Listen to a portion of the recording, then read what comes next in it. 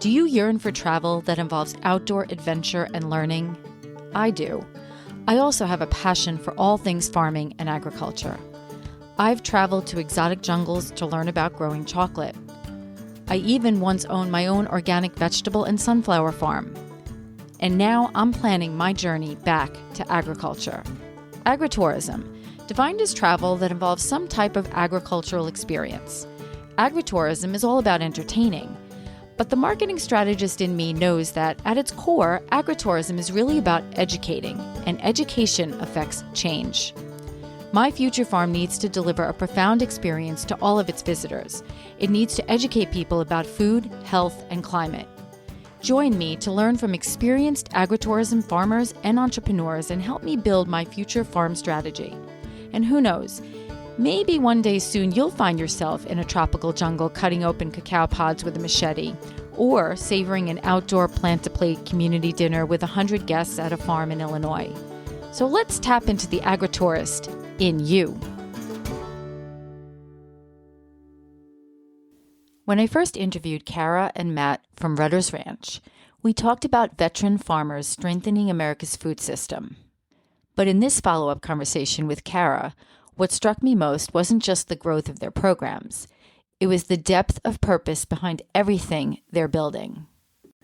From Matt receiving the American Farm Bureau Veteran Farmer Award of Excellence, to launching a statewide Farms of the Brave agritourism tour over Memorial Day weekend, their work continues to evolve in ways that feel both strategic and deeply personal. What really stayed with me was Kara's reminder that food security is national security, and that for many veterans, agriculture is simply the next chapter of service. This isn't about stepping away from serving their country. It's about serving in a new way, through land stewardship, rural entrepreneurship, and community connection. Whether it's Farmer Boot Camp, the new business plan accelerator, or reviving care farming programs to address veteran isolation, everything they do is rooted in relationships. This conversation reinforced something I believe wholeheartedly. Farms are more than production spaces. They're places of healing, leadership, and renewal. And when veterans lead that work, it adds an entirely different layer of meaning. I'm so excited for you to hear this update, because what's happening at Rutters Ranch isn't just growth, it's momentum with purpose. This is Jen Ross, your Agritourist podcast host. Please leave us a review and/or subscribe to the podcast, and don't forget to share it with anyone who may be impacted by our conversations. Enjoy my catch-up with Kara Rutter. How are you? Good. Crazy busy. That's a good thing, I guess. For the most part, we'll see. So Matt just received an award. You want to just tell us about that before we get started on all the other stuff? I love doing these check-ins because I love seeing how things are progressing. Sometimes things have evolved very differently for people, but I think that's good to tell people, and to show how, things can take twists and turns for different reasons. But so tell us about his award. Yeah, so we just got back last night from Anaheim, California, from the American Farm Bureau National Convention, and Matt was awarded the Veteran Farmer Award of Excellence. Wow. So it was a phenomenal experience. He did amazing. So he was able to be up on the cultivation center stage and kind of chat about some of what we do, and then the big national stage in front of 4,500 people. He was given the award, so it was really exciting. That is exciting. And is it one person? Is that? It is one person. Wow. Yes, this is the second year that they've done it. It's a partnership between American Farm Bureau and Farm Credit. And so there was an application process, and I nominated him in total secret. He had no idea about it until he received the call from President Duval saying that. Wow. Award. So. Oh, good for you. And how does he handle surprises like that? He had no idea what was happening during the phone conversation. They'd called me earlier in the day, just to make sure he was available to take a call, and so he was sitting on the couch and he'd been working out on the farm. And I was like, okay, well, don't fall asleep just in case your phone rings. And he's like, why would my phone ring? And so he got the call and he said thank you and had no idea what he had just received and what it was. And then I told him kind of what the magnitude of this award was, that, it's only the second year. And it comes with $10,000 that's provided by Farm Credit, and so he'll roll that into some of the care farming programming that we have coming up. And so it was a great experience. But he was a rock star out there in Anaheim this weekend for sure. Excellent. I have to know, what was when he got off the phone after he received this on the phone call, and you were, I guess, right there. What did he say to you? It's like, what was that all about? What did I just receive? And why do we have to go to California? That's awesome. No, that was that's amazing. So congratulations to both of you, because obviously it took both of you to, do everything that you're doing. So, okay, so you have the ranch, you have Project Victory Gardens, Farms of the Brave, Farmer Boot Camp. Talk to me. I don't know where you want to start. I just want an Yeah. update. I mean, I saw you post. What inspired me to have this catch up now is I know there's some events going on soon that you are, looking for people to be part of. So I figured, give me an update. Yeah, so things are crazy on all fronts, as they usually are around here, but in an absolutely great way. So kind of one of the biggest focus areas that we've had in the last year or so has been agritourism, and obviously I know that's near and dear to your heart. And so our big push lately has been with the Farms of the Brave brand, Okay. and so we did the first iteration of an agritourism incubator last summer, and we have the second group of farms that's picked out. And Sunday we head over for the South Carolina Agritourism Association conference, and that's the first time those 10 farms will all be together and get to meet and start hanging out. And so we're really excited about what happened last year, with the first 5 farms, and then the great things moving forward with these 10 farms. As part of the Farms of the Brave program, and also in conjunction with the South Carolina Ag and Art Tour that you spoke to Will Color about Yep. in the previous episode, we are doing a combined Farms of the Brave Ag and Art Tour. And so we're really excited about that. Typically, the South Carolina Ag and Art Tour takes place in individual counties over a weekend across the entire spring and early summer in South Carolina. This one is going to be a little bit different because we are going to do a statewide tour. So it will be Oh, one wow. weekend, Okay. Memorial Day weekend, Friday through Monday. So May 22nd to 25th at only veteran-led farms. So we'll have about 30 veteran-led farms across the state, and we'll pair them up with amazing veteran artists and other craftsmen at their farms. And folks will be able to come out just like the South Carolina Ag and Art Tour. It's a free event. So those farms will be open to the public, and you can go out and check out the Farms of the Brave, also check out some great veteran artists very close to you, wherever you happen to be in South Carolina.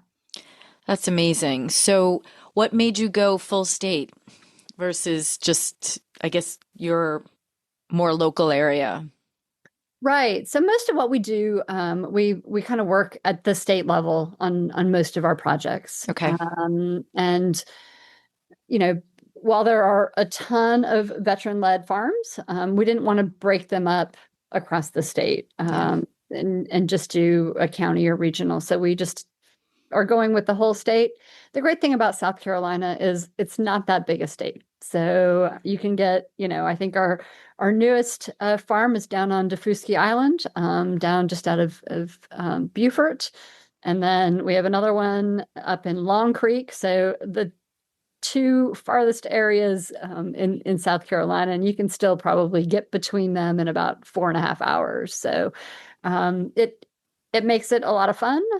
We can experience so many things, from Gullah campfire dinners down on St. Helena Island to, the Chattooga Bell Farms in Long Creek that has a distillery, Enery Winery in the Newberry area. So there's just so many experiences that people can have at veteran-led farms. Excellent. So have you recruited most of your, like, well, I know there's always, it's ongoing. I mean, you can add farms all the time, but do you have a good number of farms involved already? So we have about 35 farms that have signed up for Farms of the Brave. Wow. Most of Okay. those are in South Carolina. We have a couple in North Carolina, and a lot of those. And then we have several events that are kind of coming up in the next month or two where we'll recruit a few more. So we Okay. anticipate probably about 30 farms participating. And the great thing is that this is also sort of the launch event so that we can start expanding Farms of the Brave. And Yep. so we've kept it limited to South Carolina and North Carolina. But I have a new website that's ready to drop any day. And once we launch that, we're going to start expanding out. So hopefully Farms of the Brave is coming to a state near you soon. So that Excellent. we can, because we've had people reach out from Montana and New York Mike and across the United States wanting to be part of it. One question. So the art piece of it, I think the post that I saw had something about, artists that want to be involved. So what are you looking Yeah, for there? absolutely. So, we have obviously great relationships in the farming community, and it's pretty easy for us to identify veteran-led farms across South Carolina. Um, we have not worked as closely with the artisan communities. But I see posts all the time with amazing veteran woodworkers or photographers or painters or fiber artists. Anything goes. If you are a veteran artist in South Carolina, definitely reach out because we would love to place you on a farm near you for That's the Egg terrific. and Art Tour. So the weekend, the Memorial Day weekend, is the actual South Carolina Will still leading the effort? Is that It, tour going on? it is, I know yeah, it that's is going multiple on. weekends. Is that the It's going same on. weekend? It is Okay. not. So, Okay. and that was one of the reasons traditionally they haven't used Memorial Day weekend. Yeah. Well, this And makes sense. yeah, and it was a kind of sensitive conversation that we had before we decided on that weekend. We didn't want to interfere with any of the other county, ag and art tours in Yep. case our farms wanted to participate in both.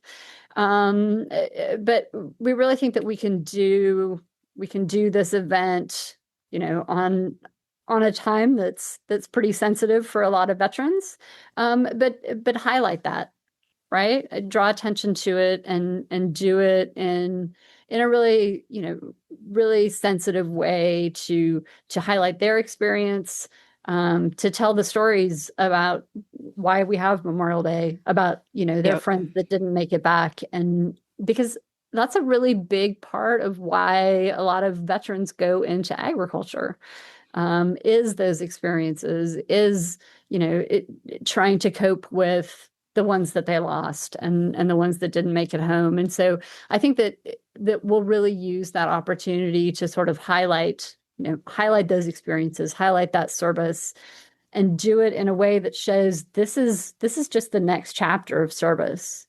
These veterans transition into agriculture because they recognize the importance of food security in the United States, that food security is national security, and this is just the next step in their service to nation. Amazing synergy there. It's amazing. So back to Farms of the Brave. So as you expand, do you envision this type of event? If North Carolina expands, New York, Sure. wherever, that this type of event during potentially Memorial Day weekend would be part of that? Would it be a national Uh, event? yeah, we would absolutely love to see something like that. And obviously we'll have to kind of look at more of a regional style coordination if we start expanding like that. Not all states you can do something statewide as well as you can in South Carolina. Yeah. So whether it's, Western North Carolina and Eastern North Carolina, kind of coordinating separately, but all under that Farms of the Brave umbrella. So yes, hopefully in a few years we have Farms of the Brave ag and art tours across the nation. Excellent. That's exciting. It's very exciting. How's the boot camp going? When's the next boot camp? Great. So we have boot camp coming up January 26th. So one of your other podcastees is flying down all the way from New York for boot camp. So that'll be exciting to have Mike from Toasted Oysters down here with us because that's always a good time. You're getting Um, him out of I was just corresponding with him via email. He was connecting me with a local farm, and I said to him, I'm like, in the winter, every time every time it gets really cold here, which it's a lot lately, I think of him out on the water, and oh, I'm like, yeah, I'm miserable. cold just thinking Just about thinking it. about him. I know. Yeah, so he's going to take a little break and he's going to come down here for farmer boot camp. Great. And then we're starting a new program because we just didn't have enough on our plate already. So Matt's like, hey, let me write another curriculum. And so we're doing what's called a farmer boot camp accelerator. And that will take place the following Monday and Tuesday after farmer boot camp. And And what that's is really, that? Yeah. yeah, it's really geared towards folks who have gone through either our farmer boot camp or another new and beginning farmer program. They know what business planning is, but now we want them to actually sit down over 2 days with guided mentors and write their business plan. And so the idea is that they will bring a shoebox full of this is my business plan and a big idea. And then over the course of 2 days, we'll do some small class setting sessions. And then for each section of the business plan after that class, then they'll actually have guided working time. So the Okay. goal when they leave the room at the end of the day on Tuesday is that they have a product with just a few minor tweaks that they can use to drop in for the Farmer Veteran Coalition Fellowship Fund grant, or one of the other grant opportunities, or financing lines of credit, things of that nature. And so we're really excited about that. I have people still reaching out trying to sign up for that, and I had to cut it off so that we can make sure that we Wow. keep those groups really small so that they get the attention that they need when they're in the room. Hey, that's terrific that the demand is there for it. I mean, like they It's really want this. Yes, So yes. that's No, I think it's terrific. a great program. Excellent. And Excellent. then we just keep right on rolling. So the middle of February, on the farm side, on Rutters Ranch side, we're going to be at the Southeastern Wildlife Expo down in Charleston, which is a huge event that they hold every year in Charleston. And the South Carolina Department of Ag sets up two super cool, huge tents. They look like big red barns. And one Oh, of them that's cool. is the Fresh on the Menu stage, where they pair South Carolina chefs with South Carolina farmers, Oh, um, wow. live cooking demos. And then the other one is the Certified South Carolina tent. And so they've picked 27 certified South Carolina producers, and we're going to be selling our Rutters Ranch charcuterie there in the Certified South Carolina tent all weekend for Seaweed. So That's that's exciting. hugely exciting. And then February 28th, we have the Palmetto Veterans and Agribusiness Outreach Fair. So if you are a veteran interested in ag in South Carolina, or able to get to Columbia on February 29th, we bring in about 15 or so different service providers, and we all get together and have a free lunch and network and chat and have some great speakers and events that go on with that. So That's great. Now, I mean, the Farmers Veteran Coalition, I know there were some funding things going on. Are you still working with them in any capacity? I mean, I know you guys kind of leading efforts at one point, but what's the status of that? yeah, so Matt stepped down in March after 5 years as the founding president of Farmer Veteran Coalition South Carolina. And I so think he has a Dane, lot going on. he has a ton going on. But yeah, we were just with Jeanette this weekend in Anaheim, and so we co-host the symposium on the 28th is co-hosted between Okay. Project Victory Gardens and Farmer Veteran Coalition of South Carolina. So yeah, absolutely. We still do a ton with them, and that organization is just blowing up. I mean, they have I it was something like 55 or 58,000 members or something that Jeanette said Wow. That's across the amazing. nation. So And that's great news. I yeah. mean, I love hearing that. That's terrific. Okay, good. I'm glad to hear that. I wasn't sure what the updates were. So, what about your degree? When we left off, you were Yeah. finishing up, I think you're, Finishing up our coursework. So yes. both So, Matt and I, besides all the yeah, businesses and the yeah. farm, Besides all that, there's these, two minor little PhDs that we're going to throw in the mix. And so, yes, we both finished up our coursework at the end of fall semester, and we both completed all of our comprehensive exams. So, we are now in the throes of getting ready to defend our proposals, which should oh, happen in wow. the next few weeks, in addition to all of those other things that I mentioned. How do you And feel so, about that? Like, how uh, is that nerve-wracking?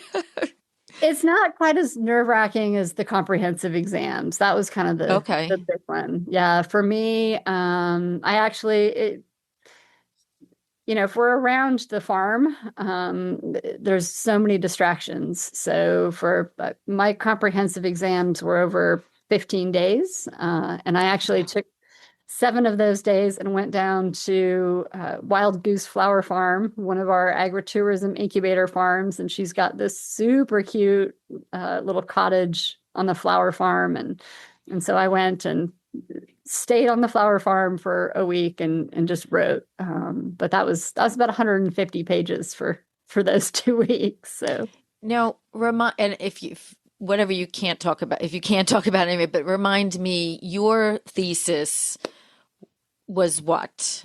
I mean, I remember yeah, components of it, yeah. but for the listeners, just remind us. Right. So my dissertation focuses primarily on agritourism. So it's through the Clemson Department of Parks, Rec, and Tourism Management. But I'm really focused on the agritourism incubator program. And Okay. so um, uh, pieces of it were published in the conference proceedings for the National Extension Tourism Northeast Travel and Tourism Association conference that was held in October. And so those proceedings just came out. And so that talks about the curriculum itself of the incubator. And then Okay. we'll do a really holistic look at the program evaluation and examine the program itself. And then we'll kind of look at some individual case studies of the participating farms and really see what resonated, what didn't, what's working, what's not working, and take a really comprehensive and in-depth case study of those farms and then tie it all together. But Okay. there's a lot in there. It's going to be a very long dissertation. And so, there's also some things in there about veterans and entrepreneurship, the vetrepreneur and what that looks like. And then Okay. also agritourism as entrepreneurship. Right. There's some great work coming out of Europe and some scholars there that are looking at sort of that rural entrepreneurship in ways that we haven't really done credit to rural entrepreneurship previously in academic literature. Most of Okay. most of entrepreneurial theory is really based on sort of that urban lens, and looking at rural entrepreneurship in a deficit model. Like what is rurality missing, um, rather than what does it have that's just different and can be used differently and used through a different lens, so that we can really celebrate what's happening across the rural. And so there's a lot of pieces of that in there as well, kind of Okay. celebrating what we have in rural communities, in ways that haven't really been done before. So, when do you defend it? When do you have to go through that process? So I will defend the proposal, the end of February. And then on June 16th, Matt and I will get on a plane and go to Scotland for the Global Agritourism Conference. Yes. And then after we finish the conference, we're just going to stay and write. And so have 2 months sitting in Scotland just working on our dissertations. Um, and then May of 27 is when we're shooting to defend our dissertations. So Wow. Okay. there's still a long road to go, but we're not Yeah. in classes anymore, so that's fun. Yeah, I know that's it's one piece of it that's done. But hey, you're living it though, so it's not like that's just a piece. Like you're living the Yeah, it whole all fits process of together. it. You're doing the work. This is part of what you do on an everyday basis. So it's slightly different than some other Right, types of right. dissertations and stuff. Yeah, So I think yeah. that's wonderful. So who's taking care of the farm while you're in Scotland? So one of our awesome Clemson student veterans, Oh, moved in this last week, and he's going to stay until September. He's farm sat for us a lot before, and was looking for a new place to live for spring. And we're like, hey, we've got a great deal for you. And so it's great to have Dan here, and he's able to pick up a lot of the farm slack when we're off, you know, watching Matt be a rock star in Anaheim, and sitting that's sitting in a pub in terrific. Scotland. So So no, that worked out really well. Excellent. Is there anything else you want to get out there? I mean, that was a good list. great. You're both of you as a team is what makes it, I think, so successful. You obviously share, there's a lot you're sharing, but you're also both pursuing slightly different angles on things, but you both bring a lot to the table here in the work you do and as a couple. Very impressive. Yeah, so a couple other things. Matt, part of his dissertation is focused on care farming and kind Yep. of social isolation and loneliness, and some ways that we can help mitigate some of that. And so we had done a program when we first started out. I mean, back in 2020, in the throes of the pandemic, when farms were about the only thing that was open, and we were missing veterans. We were missing our military brethren, and Yep. so we started doing coffee and chores. And so we're going to revive that program and do it Wow. on several farms across South Carolina. And Matt's gonna take a look at that, and look at the health benefits of that, not just on kind of the mental health aspect, but the physical health aspect. Like, because there are, if you look at the Surgeon General report on isolation and loneliness, there are actual Yep. physical health problems that are associated with isolation and loneliness. And so if we can look at some of those from an academic perspective, with all the power of academia behind it, to really show that getting out on the farm not only is great for your mental health, but it's great for your physical health as well. Absolutely. That's really important. And so that's what his award money will go to, is to fund that program. That's Um, great. yeah, And yeah, that aligns a lot with what Chris is trying Yes.